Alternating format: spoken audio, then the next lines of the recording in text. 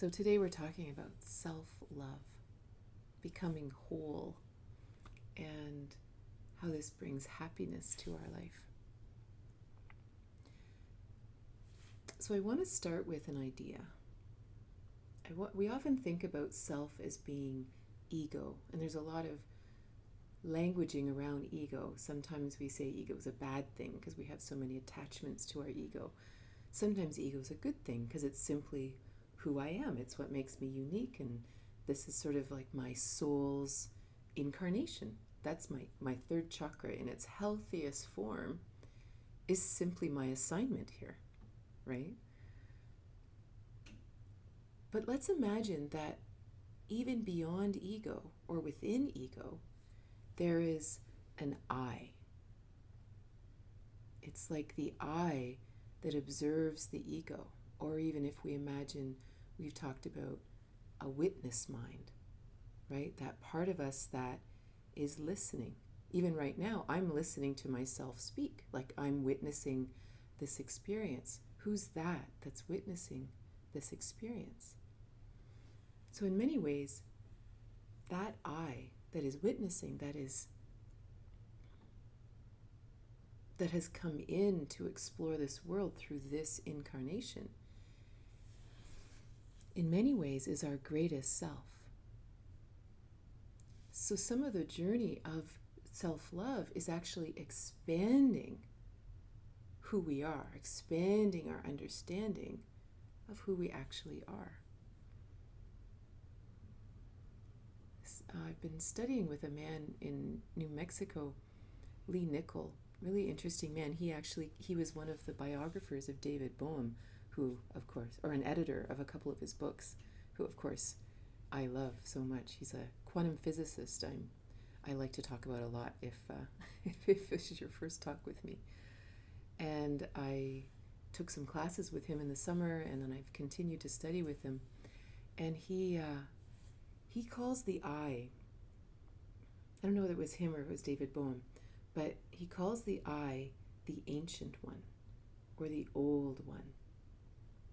So if you imagine within each one of us sitting right here is the I, is the old one that is here right now, right?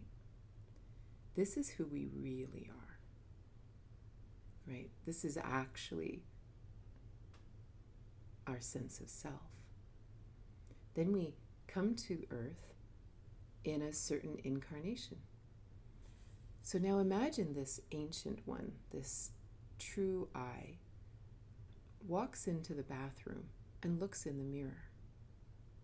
Who do they see? Who is looking back? What is this image we see in front of us? Is it really me?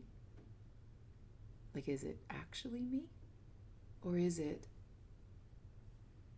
some reflection of some aspect of this incarnation? Right? So even many of you have come to many classes. We've had many classes together here. When you look at me, what do you see? Do you see this? Do you see what I would see? It's kind of a rhetorical question, I guess, but do you see what I see in the mirror? Or do you see something else? Right? What does your ancient one see? It's a very different question.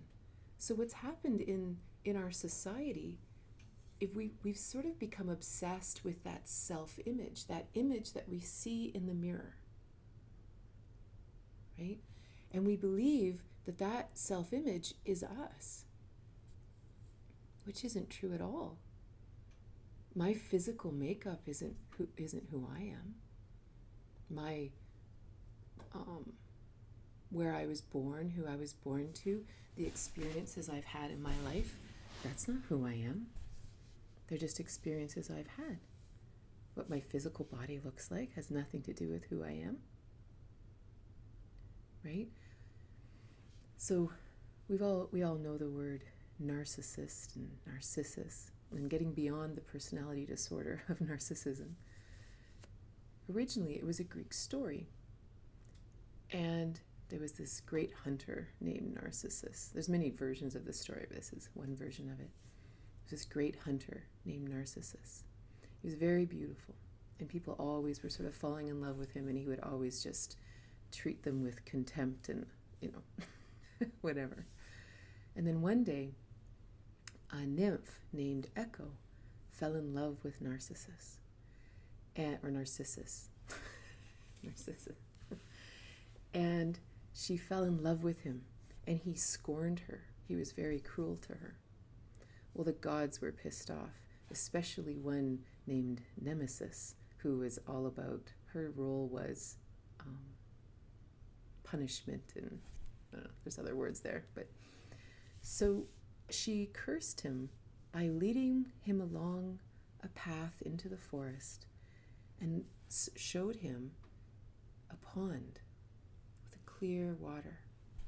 And as he gazed over the edge of the pond, he caught his own reflection. And he became obsessed with his own reflection. This was his curse. And in many ways, this is the curse that we all struggle with when we believe that that reflection is who we are. Whether we fall in love with it or whether we hate it, it becomes the most primary stumbling block for our happiness, for what we will pursue in life, our ability to connect with others, everything, because we believe that this contracted version of ourselves is who we are. And it's nothing to do with who we are.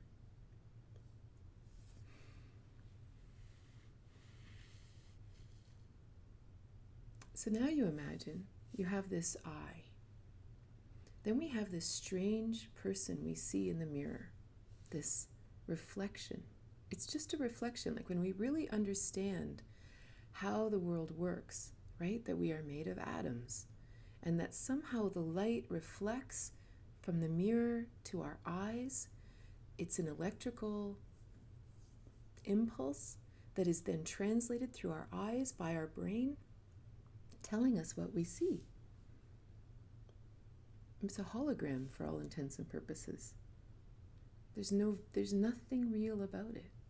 And it's a really big deal to really internalize how unreal what we see in the mirror is. So now, imagine we compound this and we walk around through life and other people tell us what they think of us. And sometimes this can be very damaging, especially if it happens when we're children. Because the people around us also are obsessed with their self-image and what they've been told about themselves, and harboring all kinds of buried emotions and buried pain and buried everything. So if they reflect anything about you, about them, they're going to then shoot it right back at you. And now your self-image is even more confused, because now, okay, I'm this person in the mirror. I'm also that this person says I'm unworthy, I'm not worth it, I'm not seen, I'm not worth living, I'm only there to be abused, I'm only there to be used, only if I serve you. There's all these things that now suddenly, is that who I am? And how do we know? We're 4 years old. Like, this is all we know, right? And then, of course, we don't even know we've taken this course. So we now go on and continue finding friends that treat us like that, finding partners that treat us like that. And of course, the mirror just gets stronger and stronger and stronger and stronger. So now we even look at the person in the mirror, we look at the person that they see, and we don't like it, right? We assume that this person in the mirror is the reason that they don't like us, right? Of course, it's not true. The fact that they don't like us is 100% their issue, their journey.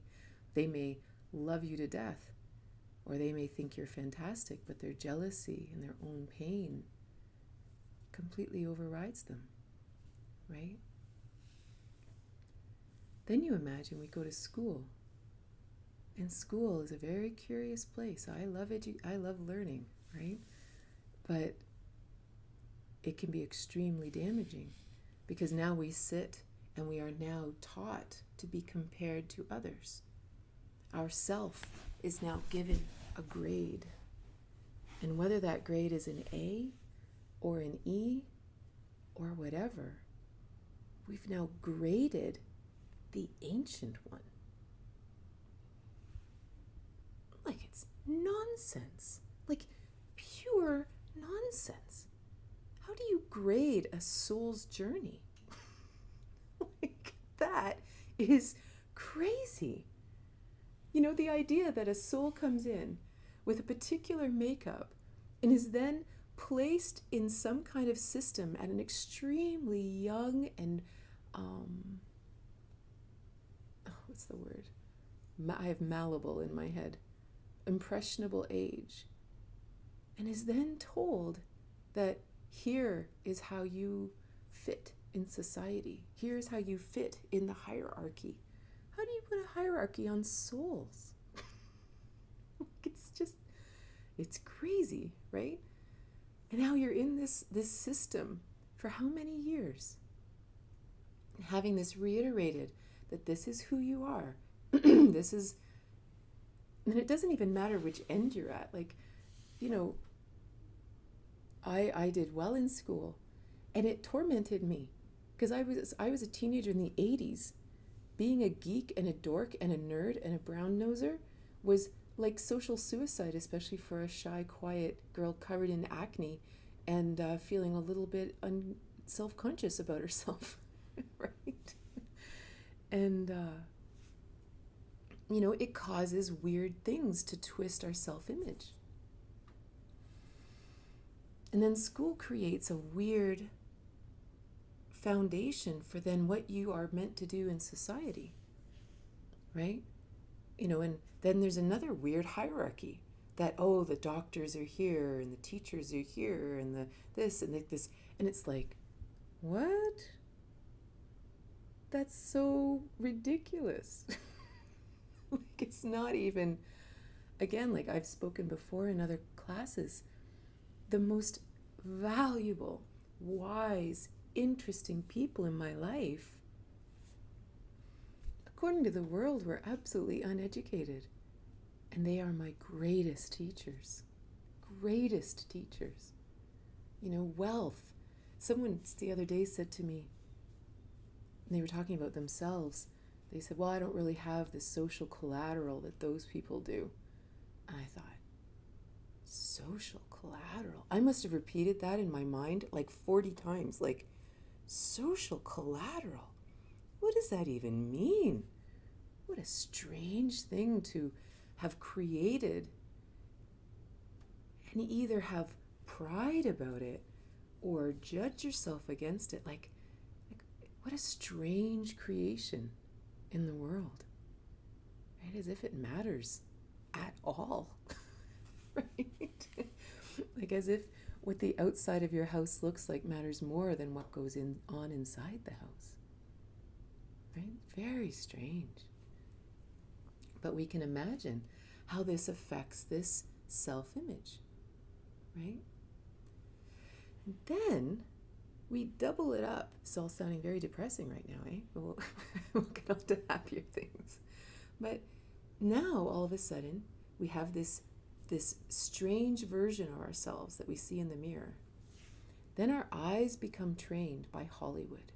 And now it gets trained by social media and filters and airbrushing and plastic surgery and all these things, right? And now we look at this version of ourselves in the mirror and we compare ourselves to what we're seeing in Hollywood. And now every time we look at Hollywood and we look at ourselves in the mirror, we go, oh, we're comparing. We learned to compare at such a young age. I'm not as good as that person. Right? Like again, it's such a strange thing to say. How can you possibly not be as good or not as pretty or not as strong or not as tall or not as what? So I used to be a belly dancer. One might say I am still a belly dancer in my living room, but I used to teach belly dance and go away to belly dance conferences and all this kind of thing. And in Toronto, I was still living in this little small town, so I wasn't doing a lot of public belly dancing, but in Toronto they would dance at Arab bars and stuff like that. And they said it was a really interesting transition when belly dancing came to the West, because historically the belly dancers had bodies like me, like really kind of curvy, and there was flesh on them, and they kind of could actually move, and they were older. Like they were likely closer to 40 and 50 than anything else, because the belly dance and that beautiful sensual dance was a expression of your experience here on the planet. Like it was your expression of your feminine experience, everything from suffering to ecstasy to, getting laid out on the floor to, amazing gifts and love. But that was the depth of the dance, right? And so when you would watch a woman in her 40s or 50s dancing this beautiful dance with the live musicians kind of playing along with her, and they're all having this wonderful dance together, it was very captivating. And then all of a sudden belly dancing hit the Hollywood, I guess. And suddenly all the belly dancers were 25 years old, thin, fake boobs, and long black hair. That's what they looked like. And bit by bit, that vision got into the eyes of the people in the clubs, and that's all they wanted. They no longer wanted this voluptuous, middle-aged woman. They wanted the skinny girl from Hollywood, right? And this has happened to many of us, maybe all of us. We have had these ideas put into our mind by so many things around us that we now are using this to compare this image we have of ourselves in the mirror. So the interesting journey of self-love is often simply removing all of these strange ideas that stand in the way of us connecting with the I that we actually are. So you even imagine the strange, I seem to be using the word strange a lot today. When you think of even our obsession with what we look like, or who we are perceived as, and all these kind of things. When I was writing Tantric Intimacy, I was writing the chapter on self-love, and I was sitting in Starbucks, downtown Toronto. I was living downtown Toronto there. My daughter worked at Starbucks. It was my favorite. You don't have to know this, but it was my favorite place to write. And I would always sit in the window on one of those benches, and I would be writing away, kind of surrounded by the pulse of the universe, And if any of you are from Toronto, it was like a Young and Wellesley right in that Starbucks. And I'm sitting there and I'm typing away. And I'm thinking about self-love and how difficult it is, right? It's how hard it is when we think, I wish I was thinner. I wish I was stronger. I wish I had nicer boobs. I wish I had a bigger penis. I wish I had this. Like we have so many opportunities to just not be happy with who we are. Not something we made, but who we were born as. And I couldn't quite, I was missing something. I was missing something important to continue writing. So I was like watching it on the street. And all of a sudden I saw this man in a wheelchair, like a motorized wheelchair. And his upper body was quite strong, but his legs had totally atrophied, right? They were quite gone. And he was navigating the downtown city sidewalk. He's kind of zoom, right? And I was watching him. And I saw him get to the corner and cross the street. And I was watching, people were kind and getting out of his way and all that. I was watching him and I thought,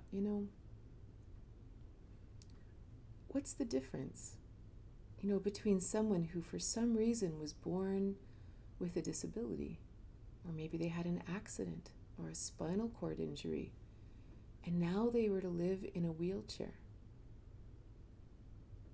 Or someone over here who maybe, is missing an arm, or someone over there who simply cannot look like the Hollywood models because they naturally hold extra weight, or someone who's 4 feet tall and really wishes they were 6 feet tall. What's the difference? So imagine the soul comes in, and your soul, for some reason, that great ancient one, for some reason chooses this experience as someone who will spend their life in a wheelchair. And I'm not taking away from the difficulty of that, but I am asking, what experience would that soul have if they spent every single minute not wishing that wasn't them? Right? Any more than any one of us would spend a moment wishing we were different than we are. All it does is cause pain, right?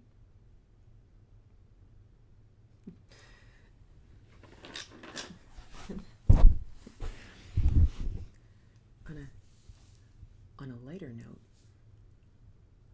years ago, I went on a naked cruise. It was called the Big Nude Boat. They still exist. And it's not a swinging thing. It was a naturist thing. It was just the joy of being naked in the sunshine. 3,500 nudists on a huge cruise ship going through the Caribbean. One of the funnest experiences I've ever had in my life. And one of the most interesting things about being around 3,500 naked people is you realize there is no such thing as Hollywood perfect.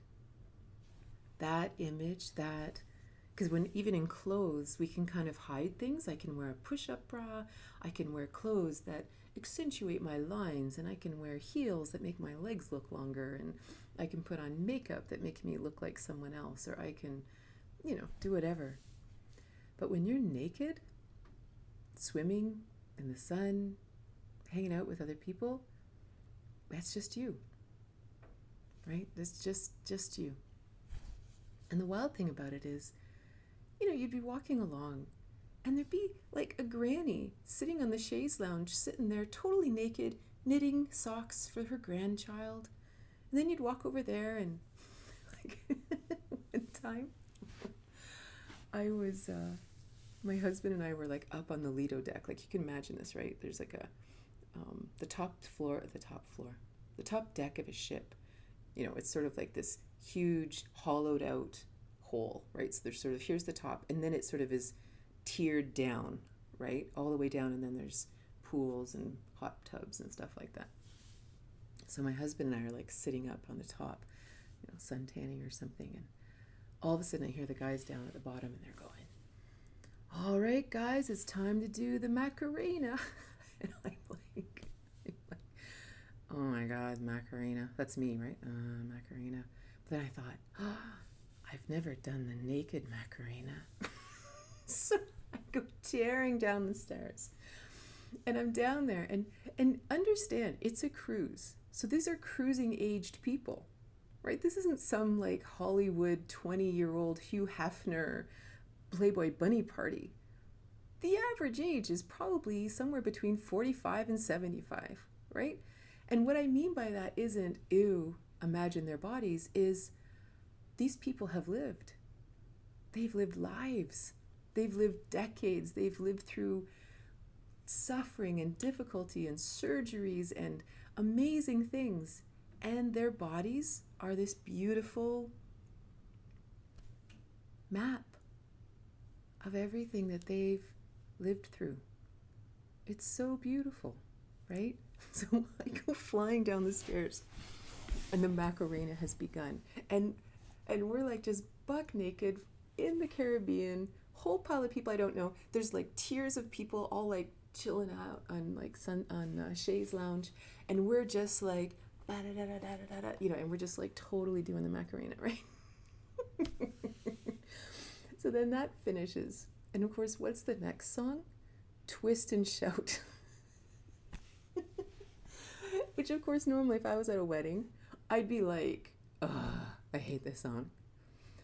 But these people were so much fun, right? Like imagine forgetting about the self-image, forget about what you see in the mirror, forget about what Hollywood says, and you are just dancing from your eye. This is the ancient one, having fun, dancing. There is no such thing as self-image. It's irrelevant. All you feel is the absolute joyful exuberance of human beings alive having fun. That's all you feel, right? So now we're like twisting, right? Can you? It doesn't take a lot to imagine a whole pile of people who also have gained and lost, a few thousand pounds in their life, all kinds of stuff, and it's twisting, and the skin that was flying and stuff, like it was so much fun, and boobs and bums and everything. I think my face might have broken. I was smiling so much. It was so much fun. But then the ultimate moment came when YMCA came on. So all of a sudden, the beginning of the song begins. Every single person on every single tier jumped off their chaise lounge, went to the end of their chair, and started dancing. So I'm down here, and all I can see are these tiered up people of, 2,000 people, totally buck naked, dancing the YMCA, and all around the top of the Lido deck too. I can't tell you the joy of that song and those people so completely free of all of this nonsense that we beat ourselves up about. Like, I swear that's why it was such a high experience, however you want to say it. It was like, right? And we're doing this with our friends, right? Just, it was so, so, so fantastic. So when that was over, I go tearing up the stairs to where my husband was. And I'm just like, oh my God, that was the funniest thing in the world. I was just like, And it was really interesting. And I was really, talk about something that really affects. I didn't have these words then, right? I didn't have these ideas in my head then. Because, I'd really wrestled with body image my whole life. And I was just, something inside of me was so happy. So then we get up and we're going for a walk, because, it's lunchtime or something. And I see these men sitting around a table talking. And this one man was particularly gorgeous. He was this beautiful, beautiful black man, really muscular and just like, I was married, but it's beautiful man. Like in really bright, shiny self, bright, shiny eyes. Like he really saw him. Like he kind of glowed, I think, And I was like, wow, what a beautiful man, what a beautiful human. And then they all kind of wrestled a bit, and they were all getting up to go away. And then I watched him reach over and grab those arm crutches, that hook onto the elbow and the arm. And he stood up, and he had no legs. He just had an upper body. And he had some tattoos and stuff that kind of, signified that he'd been at war and that kind of thing. And I think the vision of this man, obviously it stuck with me. I'm still talking about it. And now that I'm telling the story, I think I've told you guys this story before. But in the land of self-love, I would hope that man wouldn't spend a moment, not loving himself. Because he was a beautiful human, beautiful eye, beautiful self. And I think it was really interesting to even be around all these millions of bodies, millions of beings who had completely shed all of this. Because it was like, because a lot of people will say to me, oh, I couldn't I couldn't go to a nude beach because, I'd have to lose 40 pounds first, or I'd feel too self-conscious. Well, that wasn't the thought of these people. They were going to be able to go naked in the sunshine in the Caribbean with a pile of really fun people. And I think in a lot of ways, that's the blessing of releasing all of these other in our mind. The opinions of others, the grading of the world, of who we are, the imaginary ideas of Hollywood, the airbrushing, the filters, everything. When you can release all that, and then even release the image we see in the mirror, and really close our eyes and feel who we are, how different is that? Like, how different would we navigate the world? How differently would we interact with other people? If I meet someone and I want to be your friend, forget about lover or anything like that. Let's just say we want to be friends. But if I come in with all of these fears and all of these comparisons, this is basically what it's like being friends with me. Because I don't really want you to see me because, I've already ascertained that I suck, right? So I'm going to throw up all this other thing at you. How can we possibly be friends? And why are we friends? Like, why are we bothering connecting? Right? But if I'm actually going to come and we're actually going to be real, which I can't, isn't it odd that we're ever not real? And again, if we're sort of, my good friend, she always says that she was raised by assassins, so she kind of assumes that most people can't be trusted. And it's really possible that most of the people in her life can't be trusted. But I don't know, it kind of starts with us, right? That we're just real, and whether you like me or not, well, I'm just me, so that's kind of on you. Nothing to do with me. Yeah, it's just an interesting idea to think that the self-image that we have, no matter what it is, whether it's a comparison of other, whether it's in the mirror, it is a contracted version of who we are. It is not who we are. That's like saying that I am me based on what my ear looks like. Not even close to who I am. Right? How about playing Twister on a nude cruise? I have a picture. I saw this meme or something on the internet a couple of years ago, and I screenshotted it, or I saved the picture. And it was a picture of a glass. I didn't get myself water this morning, so now I'm It was a picture of a big glass shower, and inside the shower they had painted all the Twister circles all in the inside of the shower, and the comment was, I don't have time for your silly games unless it's naked Twister in the shower. I'm all over that. A naked shower Twister.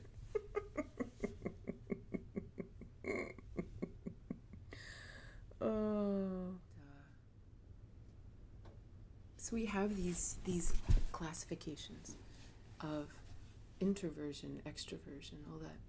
and they're real. I'm not taking away from them. There are definitely people who are fed by time alone, and others are fed by other people and all that kind of thing. But I'm going to sneeze. Sorry.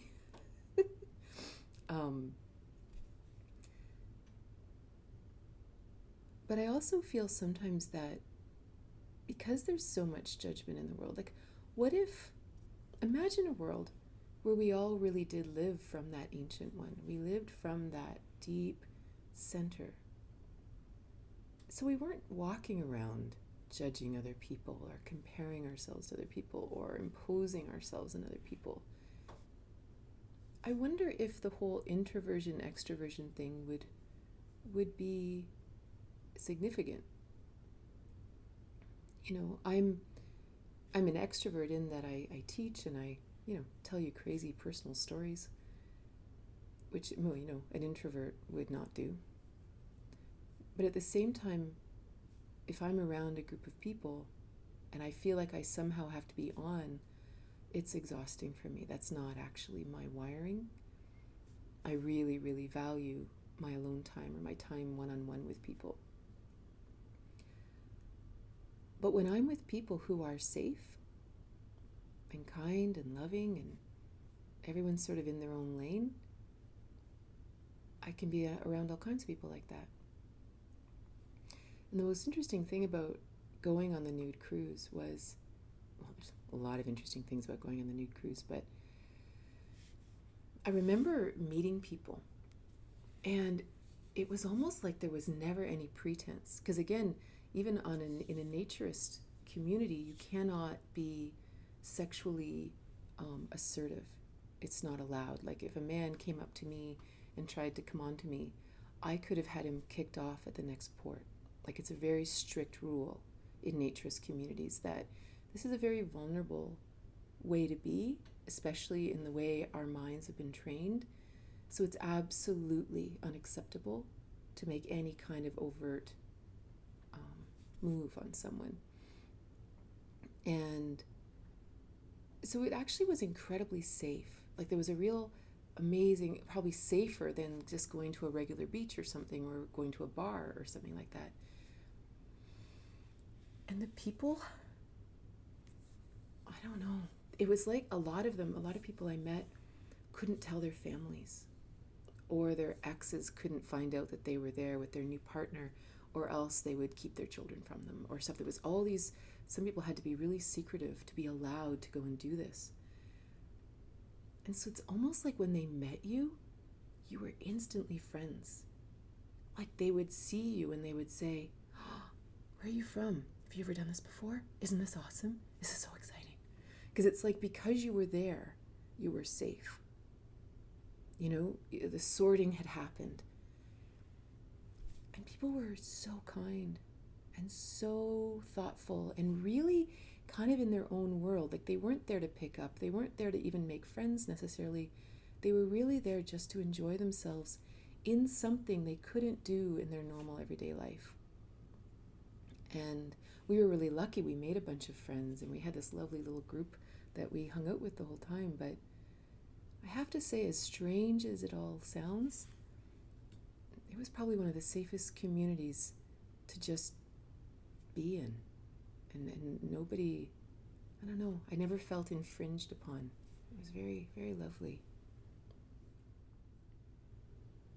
They say that, we often in the West, we like to, even our left brain, right? Our left brain likes to take something, a whole, and dissect it and bring it into pieces so that we can analyze the bits, right? It's not a bad thing. It's a interesting aspect of our left brain. Whereas the right brain likes to see the whole, right? So it's the beautiful dance between them that, I look at a little piece of it and I go, that's interesting. And then I blend it back into the whole. And then I look at this piece of it and then I blend it back into the whole. This is actually the goal, right? So to the question of if we access that self-love through the heart or we access the I through the heart, my first thought, it's the whole, but if we were to sort of take it into a pieced out part, the heart, we definitely feel ourselves. We also feel it here, like this is where I would more access that ancient one, that universal aspect of who I am. But then even in the root chakra, that is who I am. This is this incarnation. This is this creation on this planet. So what's interesting is even through self-love, it really is about loving this person, this incarnation, this experience. First chakra, third chakra. Like, this is who I am. And that's it. You know, I remember I've had all kinds of interesting journeys of self-love once I became single in my 40s, because suddenly I felt the eyes of that other, right? And the comparison to, you know, porn stars and, you know, like, what some people want others to look like aren't really real, you know. And I'm bad for internalizing the expectations of others. It's definitely part of who I am. And again, I mean, there's two sides of that, right? The one side is I'm very conscious of others around me. And if I'm not careful, I may absorb that. If I'm not clear about myself, if I don't really connect within, I may internalize that as something, some aspect of me, negatively or positively. And I remember when I was first single, I was super skinny. I was actually sick. I was anemic, but for some reason my body just dropped all this weight. Like, just, I was literally a bone rack. Like, if any of you had taken my Foundations for Tantric Intimacy course, I made all those videos during that time, and even I look at them and I'm like unrecognizable. Like, I'm just like bones, right? And it was interesting dating, though, because after a lifetime of criticizing myself for feeling overweight or whatever, I felt very strong being all skinny, right? And then I discovered I was super anemic, and I actually had to stop exercising and start eating and get my blood back. And so I gained weight, and the weight all came back, just about as easily as it left. And oh man, I became so self-conscious dating now. Like, so self-conscious, like, you know. And then I realized that anyone who's ever loved me has no idea what my body was or wasn't, or bigger, smaller. They didn't even know. They didn't even notice. I was with a man during that incredible decline in weight. Like, it was literally like I would lose like 10 pounds a week. Like, it was really weird. I don't know what it was. He didn't even notice. I lost 60 pounds in the course of a year without meaning to, and he didn't notice. It didn't even dawn on him that this had happened. And anyway, then I realized when I was dating that if someone actually didn't want to be with me because of something they saw, like that, like extra weight or something like that, then they didn't see me at all. They didn't see that I. They didn't see who I really was. They wanted to be with me for some other reason. And that had nothing to do with me. So I saw it as a beautiful filter, that I would really find the real ones this way. And so it's an interesting thing how that sense of self-love, that sense of I don't know, we navigate very, very differently. I'm wondering if the true I is divine energy, loving presence.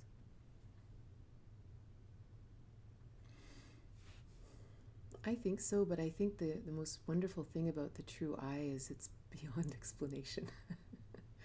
It's almost like something we deeply know with more than just our mind, right? Our brain is very contractive.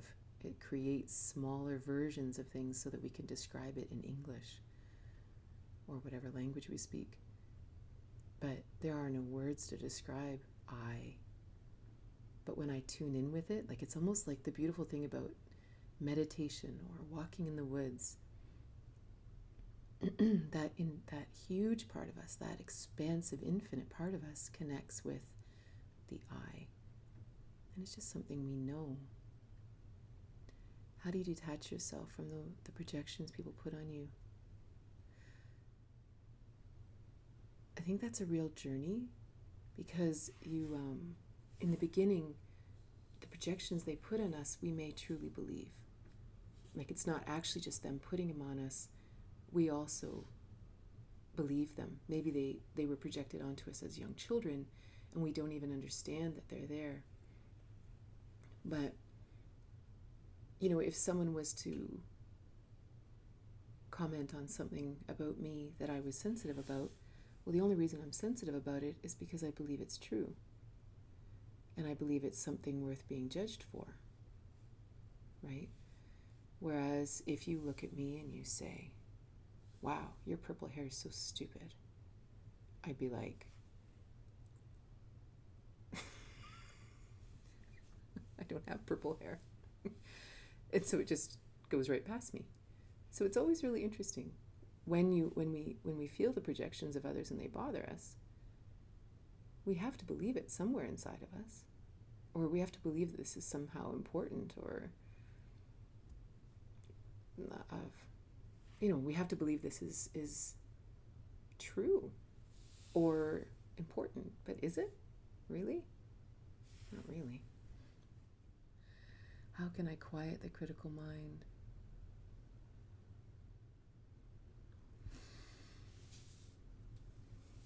It's funny, Carl Jung once said that he was aware of his mind, but he was also aware that there was someone else in there.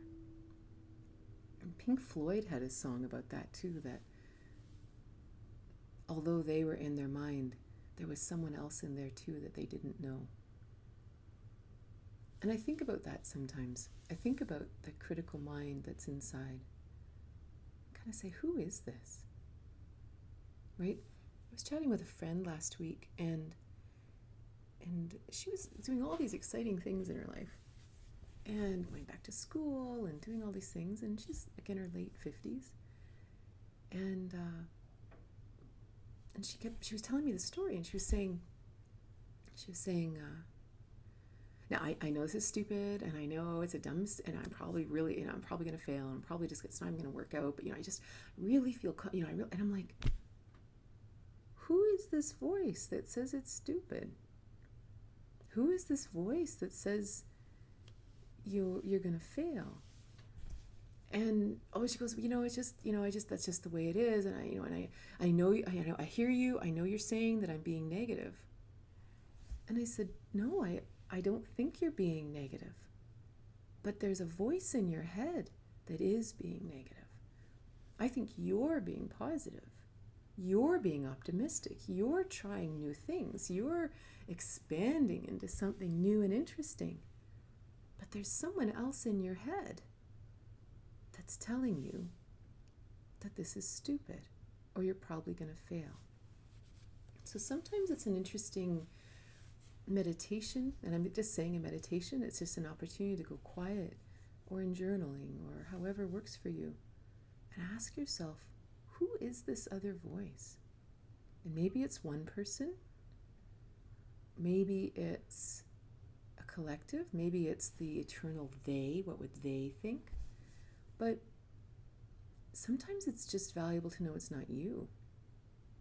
And you can kind of look at that voice and say, no. Like we talk about kindness and love, right? And self-love is really just that connection to self and being 100% kind. So as soon as there's a voice that says, see, you did it again. Yeah, you just can't solve this one, whatever, right? That person's not allowed in our life. That's a boundary. And the same as it would be in the physical world. It's like, no. But it's a bit of a journey. Like you have to recognize them, kind of isolate them and say, hey, you can be here if you want, but you got to be nice. We're not doing this self-deprecation thing anymore. I'm not your, I'm not your emotional junkie fix anymore. Some people love to get a rise out of others, right? I think for me, it's just about a massive shift. Historically in the world,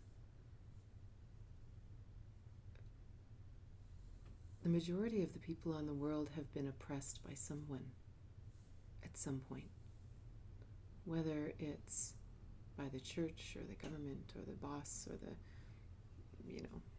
owner of the coal mine or whatever, right? And so your whether you could feed your family, whether you survived, whether you were beaten, whether you was dependent on someone else. And so I think we have a lot of genetic predisposition, DNA, ancestral memory, karmic experiences, akashic, however you want to understand it, all rolling through our system that really feed this idea that other defines us through a critical mind or a positive mind or anything, right? But I really feel that right now in the world in 2021, we're shifting into something different. I think we really are shifting away from that idea. And whether you consider it the age of Pisces coming into the age of Aquarius, or however you understand the shift, I feel there's a real shift. And I think that's why even when we, in the beginning of the talk, as I'm talking about it, I feel the unbelievability of how strong these things have been within me for the last 50 years. Because today, as I say it all out loud, it just sounds like nonsense, right? And so it's really interesting as we grow and as we shift with the time and we shift with the world, how many things, how many lights are being shone in the corners of our consciousness, and really looking at them going, yeah, you don't have to control me anymore, and I don't have to repeat any of those patterns because I see you, I see you. So there's almost a real shift right now. Like 20 years ago, we might have spent years and years in counseling, undoing all these things. But all I know is the world's been shifting for a while. Like, and I not to get all woo-woo about it, but, I really felt it strongly after 2012. Like literally that was the tipping point. And then after that, the watershed was different. Things were different on this side. That now we were really seeing things and learning so quickly.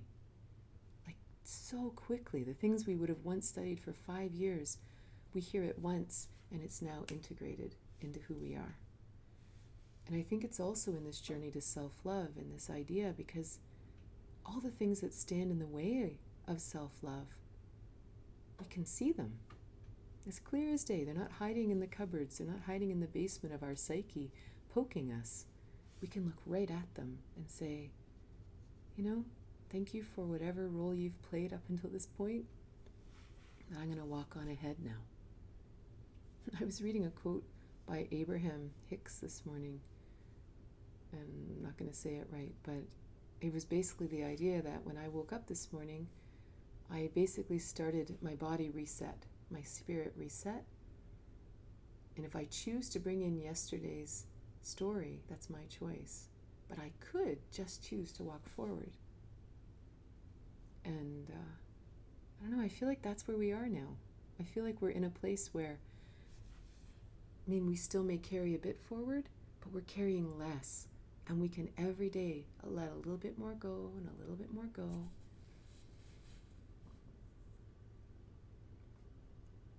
My favorite analogy of living in the eye, living in the ancient one, was being at my sister's this summer, and she has 3 dogs, and watching the dogs play. And all they cared about was, hey, look, there's a bone over there. Hey, look, there's a butt over there. Hey, look, there's a ball. And they just, I want to do this, then I'm going to do this, then I'm going to do this, then I'm going to do this. And I was watching them. I was actually watching them while I was studying with this man about the ancient one. And I was watching them going, they're just I. They've never looked in the mirror. They've never seen how a dog is supposed to act. Or they've never seen how a perfect dog looks or a perfect dog acts. They're just themselves. So it's an interesting thing as a human being to blend that ancient I-ness with the fact we are conscious. We do have a prefrontal cortex that stores images and ideas and abstract thought. But the question is, how do we use all that to enjoy life, to be creators, to invent and have new experiences, as opposed to this using it all against ourselves?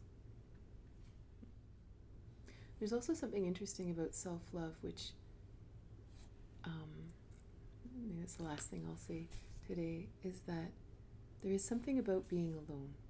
There's something about when we really have this inner connection, whether it's the connection to our emotions, our connection to God, our connection to the earth, our connection to self, you really learn to love your own company.